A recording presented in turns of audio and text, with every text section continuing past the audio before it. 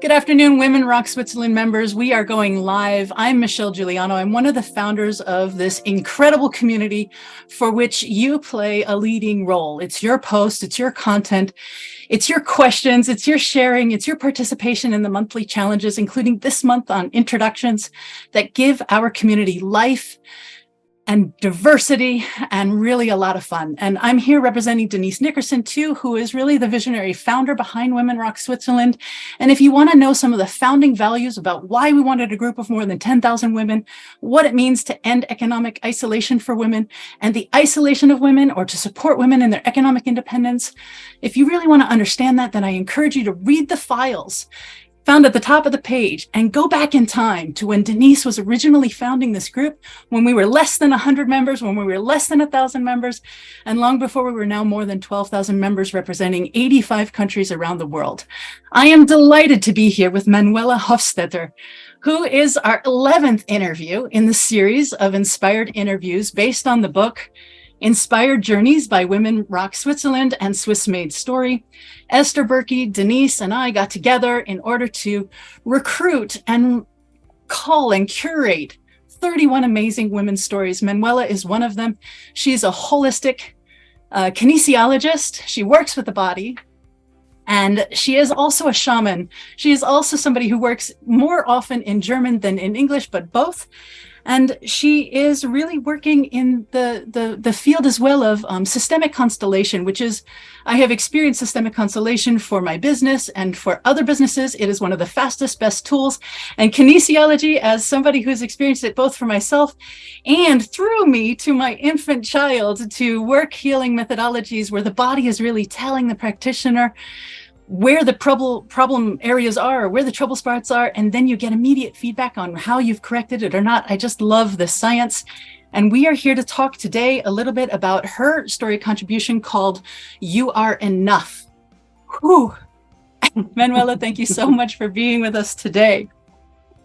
Thank you very much, Michelle, for this introduction. Really my pleasure. And your contribution to the book is just, it's powerful. You write with elegance and simplicity, and I really want to honor the fact that you've shared a story that I feel is still underrepresented, and sort of some of the most fundamental truths or aspects of life and living that anyone and everyone can really benefit from. Do you want to encapsulate quickly the crux of your story as you see it, knowing that I will pull out and help because I have some lines even that I really want to read aloud for everybody. But how would you characterize the story? It was an invitation to me to think deeper about my story, about my personal childhood, growing up, about how I became the woman I'm now and why I became this person I'm today. And when you ask about crux, then there is always was like a slight thing above my reflections or thinkings that tried to hide what was really going on. So there was always the surface of, it's everything good in our family. No, obviously it wasn't good. And it was, for my parents both, being together and being bond in a marriage that doesn't work for them was really traumatic for me as a child growing up, and being sensitive to feel what's going on, but not being able to talk to anybody what I experience in my life. And so this story was, even I did personal work with psychology and other therapists, it was an invitation on a deeper level to listen to my own story. It's also often that when I work with clients, I also listen to myself while I'm speaking. So sometimes there are important messages to me when I talk to another person. So if you point out the cruxes of my story, it was to see and feel behind these layers that were allowed in my family, but also are still not allowed to feel collectively. So as community or as society, there are so many layers which are pulled down, not allowed to bring up. So yeah, I think this brings together what's in my essence, the breakthrough also. I love that you define it this way, also because I just learned more about you than is in your story. I mean, one of the things that's hard technically is we ask 31 women to tell a personal and true empowered journey story from very well-lived lives all over the world, and do it, by the way, in 2,500 words. So that divorce story is not your story, right? That divorce background doesn't actually appear in this story. What you open with, and what I love about the simplicity, is actually you really made it a very universally palatable story. You talk about, having felt stiff. You open up on a morning and you sort of take us into that morning about, how could I forget how important it is to move? And so you identify, I think, really brilliantly the pleaser identity that now I know maybe one or many of the reasons why, this wearing a mask, but this pleaser identity that formed perhaps in your childhood, as now I've learned, of wanting to please others or wanting to tiptoe around the problems, and then wearing this face, this mask of everything being okay when perhaps it wasn't. And being that smiling, nice girl for whom there's no problem, and how that you eventually confront this. And you'd been confronting it, right? You've said no through therapy, through coaching, but you talk about it as being trapped in a prison of affirmations and mindset coaching and tutorials on becoming a better person. So talk about that for a second, because the work that Denise and I do, for example, is also about returning people to themselves. And that if you don't believe these mantras, if you don't tap in, if you're not listening to your own inner voice, if you can't reconnect to the essence of who you are, you can't advance. What is your feeling about this? Well, through social media, through all the internet connections we have, all informations are available on a sudden time and very fast. So I can observe like a movement that we can read so many books that give us advice how to improve our lives. And when your body is in fear, in fact, you improve nothing by reading a book. You improve nothing by reproduce new or positive affirmations. Maybe it could be a start that you recognize, I need help from another person, in order to learn and teach the body to relax really and to relate on another level. So and this is, I guess, the part where I was also trapped in this kind of self-optimization, where I knew there is something going wrong, where I knew there is something not going well, and it is not possible to solve by myself. And when you grow up as a person that think she has to solve everything by herself, because there were several really important points where nobody could help, also as a child, then you try to figure it out by yourself. You try to manage it alone. And in my experience, to overcome this point, it is not possible. So there is the point where I guess we need to reach out our hands to say we or I need help. As also you said that your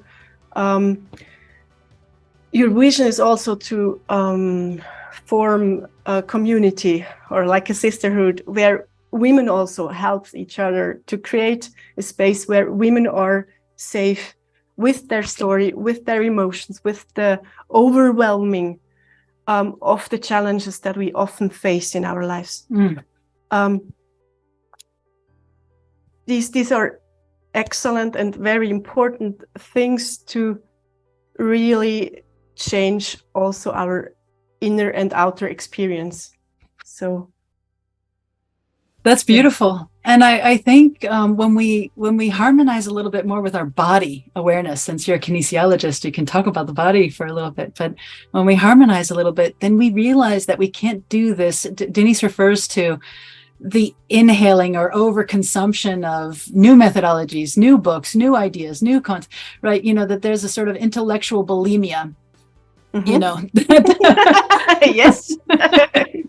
Yeah. And it lives outside of natural systems and cycles, right? We want to speed read, we want to speed up even how we consume, we want to plug into the matrix, right? And the reality is that we have this body, we have to integrate, we need time. With every great input, there's an output that's needed. With the inhale and the exhale, you know, we have to allow for systems. And if we really want to learn or integrate something, you know, there's so much science to say that writing with an actual pen versus typing on your keyboard has, you know, different connections kinesthetically, you know, to how we put new information into our body, how we get away from our computers and go and explore a new challenge or practice or something. And so I think it's really important that you found, you know, this inhale of new insight and information, met your wall or your limitation and said, nope, I need a new way. And that one of the ways you chose was, I'm going to go barefoot. I'm going to root myself to the ground. I'm going to reconnect with nature and to natural systems and orders of life. I'm going to come back to the importance of moving into the breath, right? And to rekindle that flame. I also like that in your story you write, and not to give it all away, but you write this little epiphany moment of the vulnerability of this. You came across a story of a 4-year-old child, and you share this story about when her newborn brother comes home, and without giving it all away, there was just a really powerful line about it, where the 4-year-old daughter leans in to whisper to her baby brother, you know, baby, please tell me, how does God feel? I'm starting to forget. And it rekindled in you this awareness of, well, how can I move away from God or light or whatever is the word or the resonance or nature that resonates with others, that works with you? How can I have moved so far away?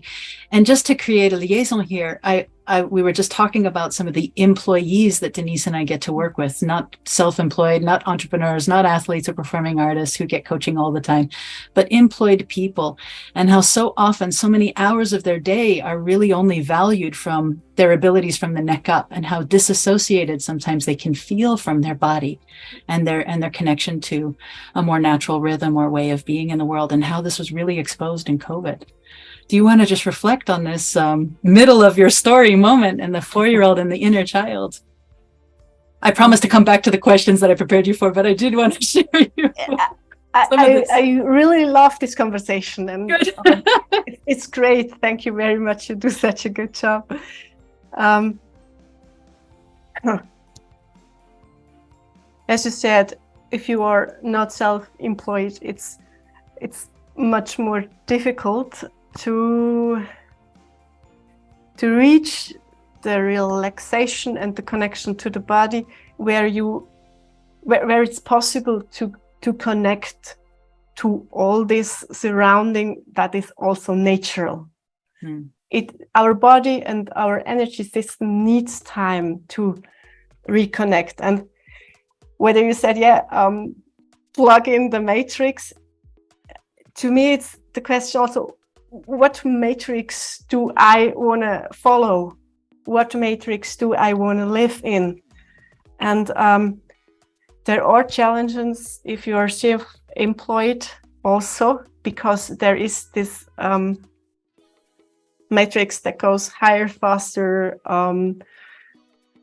goal-driven, where personal cycles, personal affection of private life does not have any space. And to me, it would be very important that we as society could question this kind of matrix. But I have you on the phone, and you did so, right? I mean, you went from banking and an HR career and reinvented yourself. And then you took a look at being employed for 10 years, self-employed, sorry, for 10 years now more. You took a look at that and you said, okay, what aspects of my thriving business do I love and what do I want to change? And you made a really feminine choice that you do mention in the story. Do you want to mention it here? Because you did adjust natural cycles to your business. So one of my choices, I'm not sure if you mean this choice. One of my choices is really to plan my diary in my cycles. So in accordance to your menstruation cycles. When I'm in menstruation, I don't work with clients, or I really try to to have not many clients in this time, because when I listen to my body, I have different states where I am in a need to communicate inwards, and where I have also pleasure and joy to need to talk and to communicate and to connect outwards. And when I reflect on my cycles, then it's in menstruation time, I just want to go like in a cave, and just sometimes it's just one day where I in the glad situation that I do not have to talk to anybody. And to me, just to reconnect with our female body, just to reconnect to our needs in the very moment, just to ask myself at least once a day, what's my need right now to fulfill this, to take a space, whether it's 10 minutes or 2 hours if possible, is a big importance to me. And I was shocked, in fact, that after basic education at school and after the 10 years in an unemployed state, it took me again 10 years to unlearn that I am trapped in the times that an office asks from me. So to get rid of that structure, or to make a new flow stronger than this habit, took me in fact 10 years. So, and yes, to go out barefoot, to dance in the rain when it's when it's in my joy, gives me much life quality. And may I be so, I mean, in coaching, we often talk about the art of achievement and the art of fulfillment. And so part of what you're talking about sounds a lot like having been raised in this striver-driver capitalist culture, even here in Switzerland, that has a nice nature bent to it, but doesn't necessarily recognize that we're human beings with our own rhythms and cycles. And then this art of fulfillment kind of surrounding around beingness and satisfaction and how to, be satisfied. And they're at odds, right? I mean, an Olympic athlete is such a great example, because as they're pushing the envelope of excellence, to glory or breaking point, right? They're raising that bar of excellence, and they're using rather toxic ideals sometimes of never satisfied, never enough. I'm not a world champion yet. I haven't won Olympic gold yet. And I'm coming back for the 3rd and 4th Olympics in my life, right? And so they're using some of that in order to up the ante on achievement. And so I'm curious, as you've succeeded in having more awareness surrounding fulfillment and satisfaction and natural cycles and running a thriving and successful business. Do you feel that you have reaped some results from those choices, in both camps? I don't mean just results on the goal side. I mean results on satisfaction. Are you happy with your choices?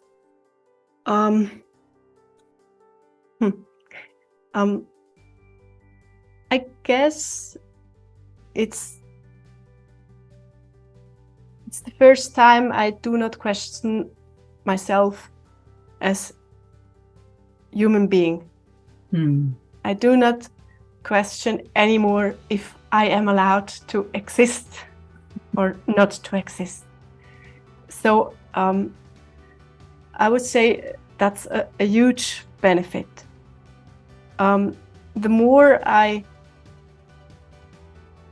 in the present moment, the more I'm connected to my body, the more I can feel that being alive is a wonder and a gift. And it's not a mental thing because you should, or because I should be grateful about the possibility to be alive. It's really an experience that also when there are struggles, when I feel helpless, when I feel at the edge of pressure, that there is a feeling, whoa, I experience. And there is the connection, maybe call it God, call it higher self, call it universe. There is underneath these struggles, there is the ground, the earth, and an energy that supports me and that I feel trust. And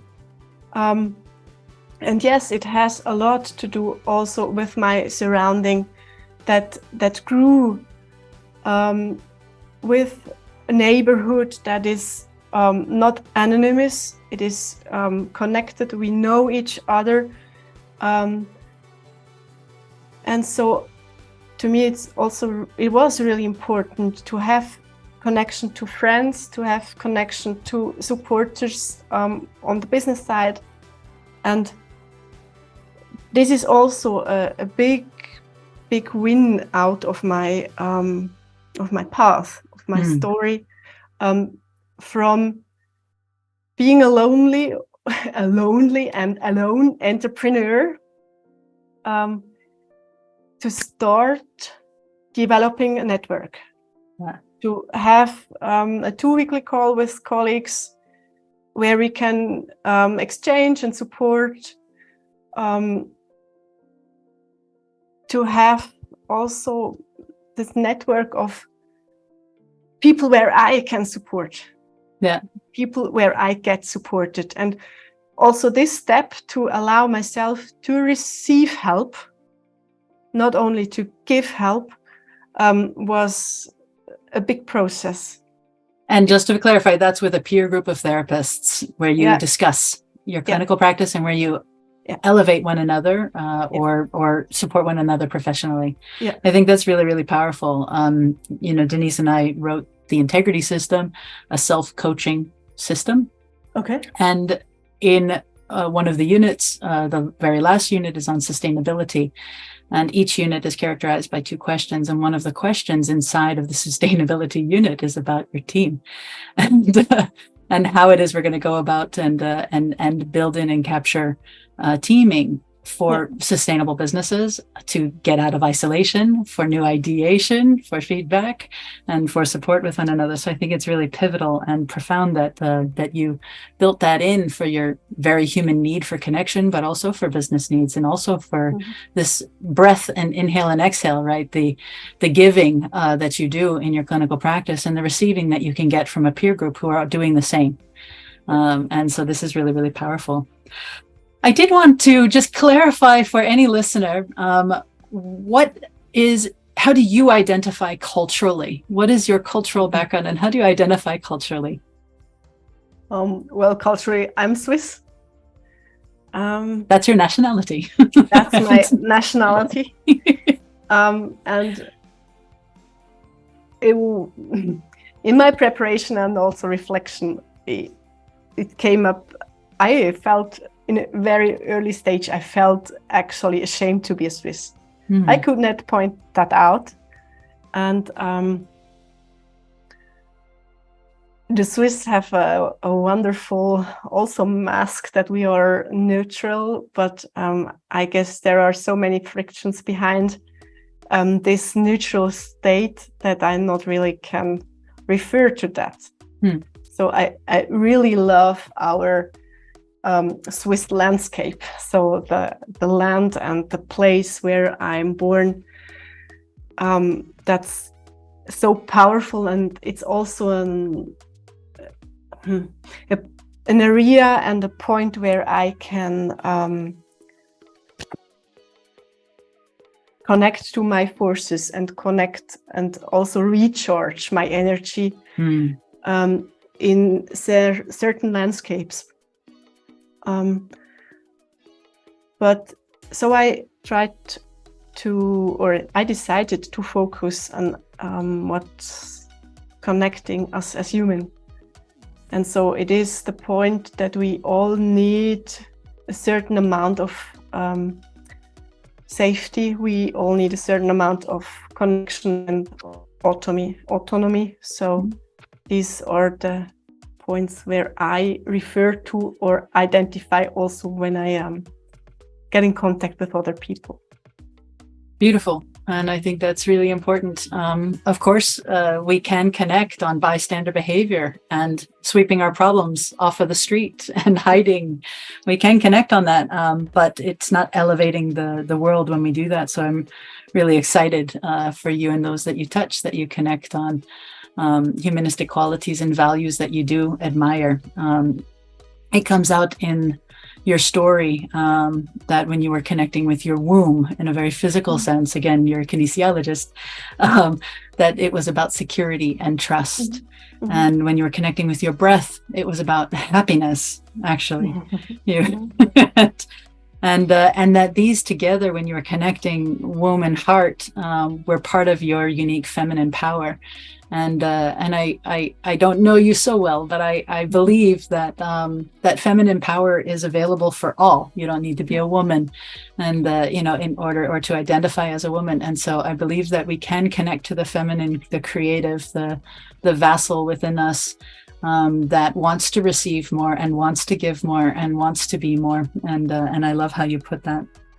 I think we've gone over most of the other things, except to just ask maybe one or two more questions. But why was this the time to write your story? Why did you say yes to a project like this and put your story out there? And I just want to say that I think that an answer to this is really important, because so many of us don't think we have a story to share, or we know we've lived really rich lives and we have 500 stories to share. How could I possibly choose one?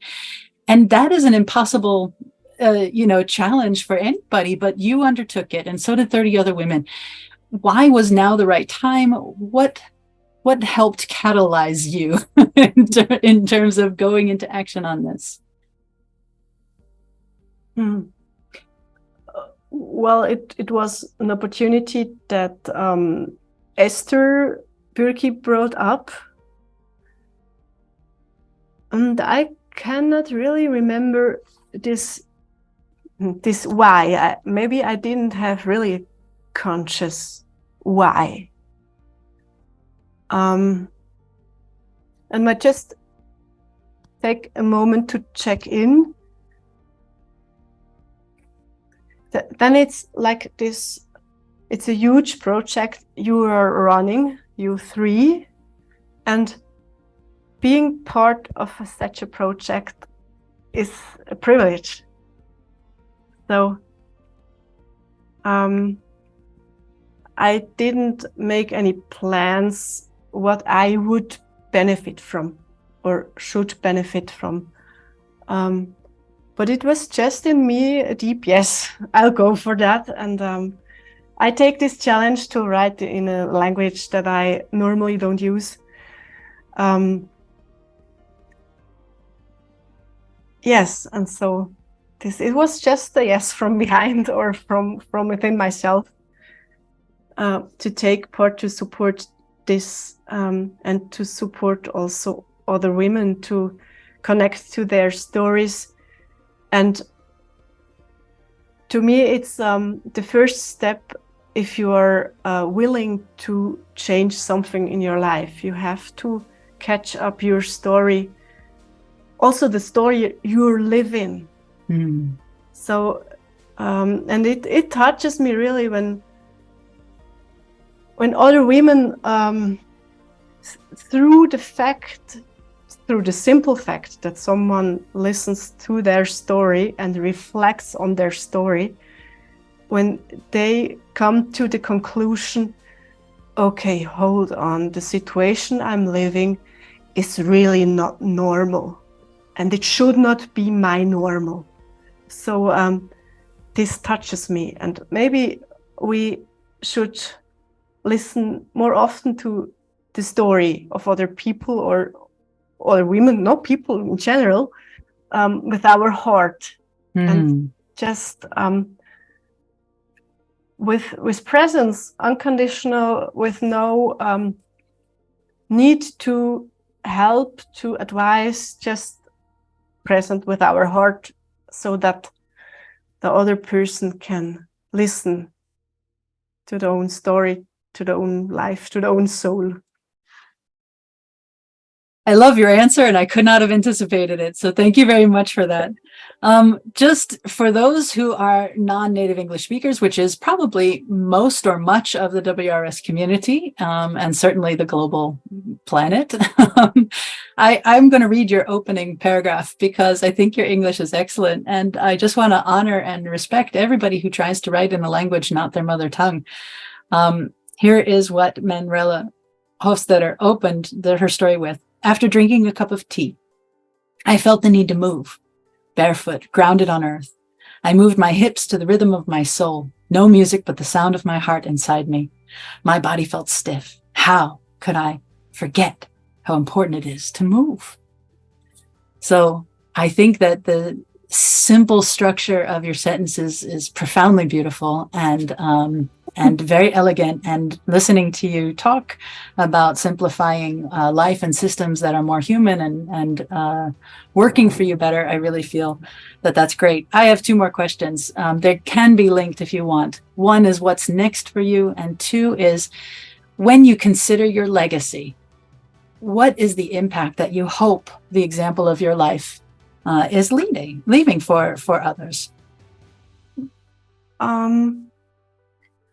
So I'm up to an education to become a supervisor for therapists. I planned to start this education at the end of the year, if this course will be a reality, so that it's my more daily life to support other entrepreneurs and other therapists in their professional life. And it's an excellent question. And the first that came to me was that I wish that we take more responsibility when we do decisions for small or big, that we consider these decisions to be a good fortune for the next 7 generations. Because in this phases we have, and it's a very fast matrix, we are just with a view on short time, and we make or often I experience there is not a glimpse of could it be sustainable for the next 7 generations that live here on Earth. And I guess it would change very much. If we do this, if we cannot see the future, but we can have it in our heart that there could be a future. So I think that more consciously living, more consciously deciding, more consciously directing our attention, more consciously directing our spending, more consciously directing how we cycle through products or lives, or, you know, that coffee moment with a special someone. I mean, I think if we're more conscious, that we can have that kind of impact and leave a planet that is healthier and not hurt, and leave people healthier and stronger, and not hurt and hurting or alone or isolated. And so I do think I agree with you that that learning how to be more feeling and okay with feelings and to be present with ourselves, I think is really, really powerful and important. All right, listeners, I'll put in the link how you can get in contact with Manuela, but it's at manuelahofstetter.ch. That's ManuelaHofstetter.ch. And you can find out more about her work and when she's training therapists in the future. You can certainly get a copy of Inspired Journeys, both digitally or physically, on Amazon. Thank you for tuning in to this inspired interview. There are 10 more so far for you to listen to as we are building out the series. And we encourage that if this one mattered to you, if you found insight and help, or a new way of thinking or a new way of behaving in the world, that you share this on LinkedIn, in your social networks, in your communities, in your newsletters, as you are growing and expanding and elevating the voices of those you admire, or women, or underrepresented voices around the world. We want this for you, for us, and for everyone else, for 7 generations. Thank you for being alive. Thank you for sharing the wonder and the gift of being alive with all of us. And Manuela, thank you very much for your time today. I really appreciate you. Thank you very much, Michelle. It was my pleasure and my honor. Thank you. Beautiful. Thank you too. Have a beautiful day.